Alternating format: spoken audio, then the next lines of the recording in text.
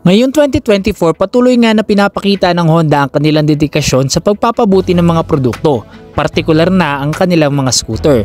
Isa sa pinakabagong modelo ng Honda na inaasahan ng mga motorista sa Pilipinas ay ang 2024 Honda Activa 125. Kilala ang Honda Activa sa pagiging isa sa mga pinakamabenta at pinagkakatiwalaang scooter sa bansa.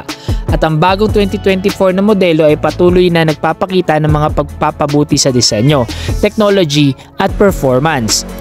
Sa review na ito, tatalakayin natin ang mga aspeto ng engine specification, performance at reliability ng Honda Activa 125. Pero bago yan, kung bago ka pa lang sa channel na ito, baka naman pwedeng pa-subscribe at i-hit mo na rin ang bell icon para notified ka lagi sa ating mga bagong video.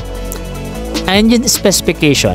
Ang engine ng 2024 Honda Activa ay pinagmumulan ng lakas at tibay nito. Ang scooter na ito ay mayroong 124cc single-cylinder air-cooled engine na may 4-stroke na sistema. Ang engine na ito ay kilala sa pagiging matipid sa gasolina at may kakayahang magbigay ng sapat na lakas upang makasabay sa mga kalsadang panglungsod at mga highway. Pagdating naman sa displacement, ang 124cc displacement ay nagbibigay ng isang balancing kombinasyon ng lakas at fuel efficiency. Hindi ito kasing lakas ng mga high-performance motorcycle, ngunit sapat na ito upang maghatid ng komportabling biyahe sa mga urban na kalsada at kahit sa mga mas mahahabang biyahe. Pagdating naman sa power output, ang maximum na power output ng engine ay umaabot sa 8.1 horsepower o 6 kW sa 6,500 RPM. Sa mga ganitong power figures, ang Activa 125 ay hindi nagkukulang sa kakayahan na magbigay ng maayos na acceleration at mabilis na top speed para sa isang scooter.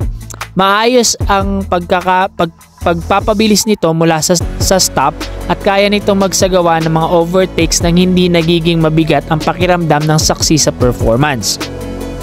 Pagdating naman sa torque, ang 10.3 Nm na torque sa 5,000 RPM ay nagbibigay ng sapat na puwersa upang magmaneho sa mga kalsadang pataas o may mga slight inclines nang hindi nahihirapan ng makina. Ang torque na ito ay nagbibigay din ng smooth na riding experience sa mga slow speed maneuver sa kalsada.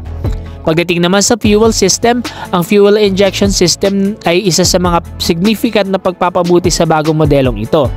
Ang PGM FI system ay tumutulong sa aktibong pag-monitor at pag-aayos ng fuel delivery upang mapabuti ang fuel efficiency at mapababa ang emissions. Isa itong malaking hakbang patungo sa environmental sustainability at sa pagpapabuti ng overall performance ng makina.